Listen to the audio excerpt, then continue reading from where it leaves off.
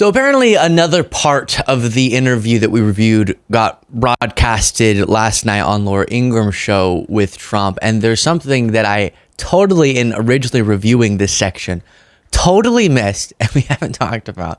It's very weird. And it'll give us just, it still relates to Trump. So how lighthearted really can it be? It's still going to be bothersome, but is a more lighthearted topic to give us a moment of relief. And then I'll show you a few other clips that are more on the serious end.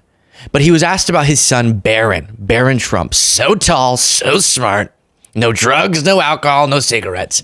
And that's the one thing that Trump can remember that he said when he parented. He was such an active parent.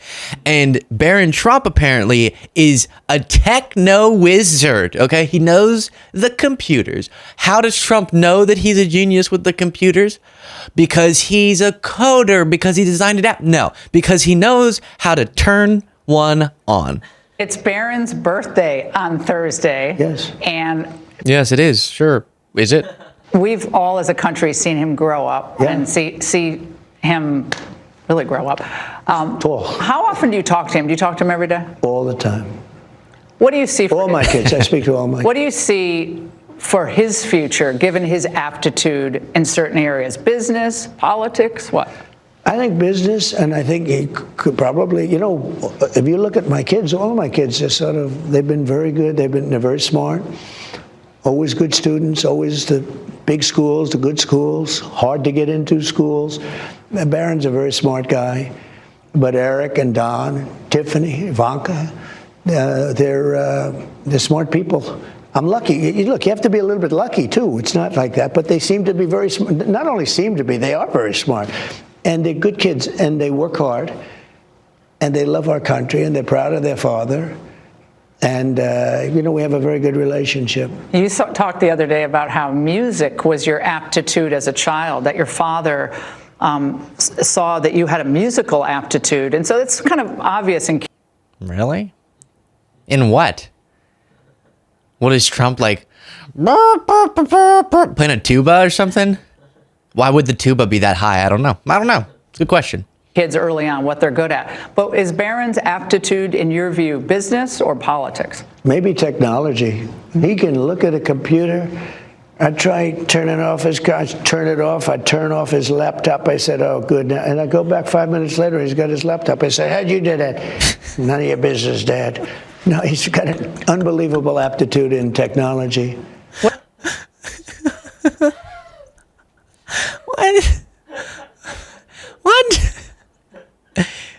He has a great attitude with technology because I turned off his computer and he turned it back on. Oh, goodness. Yikes. That is, okay, Mr. President.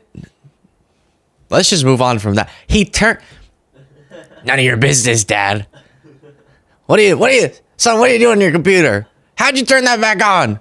What are those noises coming out of it? Then you have this. Be a summit in June. It could be. I mean, I wouldn't mind a summit, but there's going to be something else taking place. It's called April 2nd, and that's going to be tariffs. And China will pay, and other countries will pay. We've been ripped off by every country in the world, friend and foe. And on April 2nd, I call it the liberation of America. We've been the fat, dumb, foolish country that allowed everybody to rip us off, including our friends. What is this hatred of America?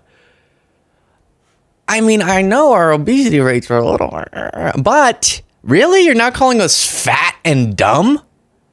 Listen to that. This is the patriotic person, apparently. America, we've been the fat, dumb, foolish country that allowed everybody to rip us off, including fat and dumb. Okay. Now, by Liberation Day, he means a trade war with a bunch of people that's going to hurt us. But apparently that's liberating us. Liberation through pain. When asked if he could guarantee he won't send us into a recession, he said, it's going to be so good. The Fed saying they can't rule it out. It could actually happen.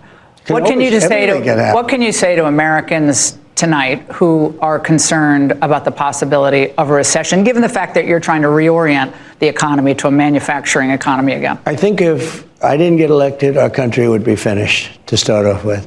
And I think now that I did get elected, I think we're going to have the strongest economy in the history of the world. And I had that economy in 4 years with all the harassment, with all the crazy people. Okay, he goes on to that again. Doesn't really answer the question. He just says it's going to be great. But can you guarantee it's not going to be a recession? No, it's going to be great. And now that's the new thing. Trump he relies on unprovable claims. Like the war never would have started if I were president in Ukraine. Russia never would have invaded. You're president now and you're really struggling to stop it and you keep being played by Putin. So you keep just handing him things that he wants without getting proper concessions. But apparently you never would have. And we've tried to debunk that, but it's impossible. It's impossible to debunk something that is literally unprovable. If he were president in 2022, well, he wasn't, and saying that's passed, so we don't know.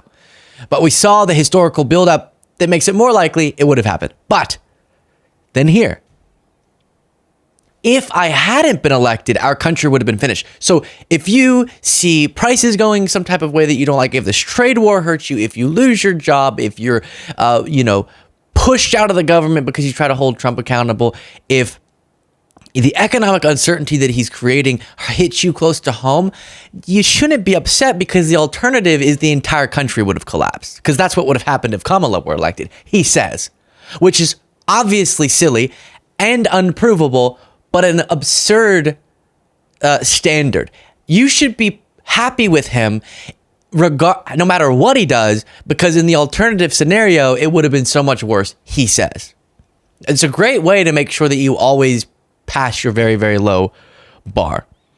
At one point, the Diet Coke button was shown. At the bottom of the desk. Where's the Coke button? It's right here. Everyone thinks that's the nuclear. Everyone thinks that's the nuclear weapon. They think it's the nuclear weapon. They say if I press this, it's the end of the world. And then there's like 50,000. And it doesn't seem to work out that way. 50. Doesn't that look beautiful though over there?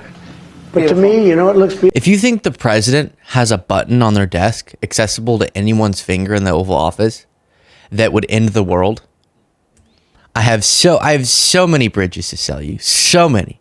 He also says that we've been raped and pillaged as a country. Going down when we're servicing our debt to the tune of about $1.2 trillion a year, and there's still deficit spending in Congress. How do we do that? We have to pay off our debt. We have to start paying it off. Look, we're very under-leveraged when you look at the asset value of this country, but we're over-leveraged in terms of cash flow. We're going to have a big cash flow. We're going to take in, for years we allowed our country to be raped and pillaged. Raped and pillaged. Terrible. We're fat and we're dumb and we're getting raped. And he's just referencing trade, global trade opening up. That's what he's talking about. Something that we've benefited a lot from. Are there always adjustments you make? Yeah, of course. Sometimes in the industry is struggling too much. You want to make sure it doesn't collapse completely. Maybe you do some protective policies, whatever. But the isolationist approach he's taking with the across the board extremely high tariffs proves a fundamental lack of understanding of how we got to the economic place that we are currently in. Then this. You're coming back into office when you walked out of here. Well, I felt that, but I didn't know. And let me say it. I didn't know if I was going to run because I knew how much I won that election by. But if I thought I didn't win the election, I absolutely wouldn't have run. Wow. But wow, Laura, he said that a million times. It's so performative. Listen again. If I thought I didn't win the election, I absolutely wouldn't have run. Wow. Wow. That's really interesting, Donald.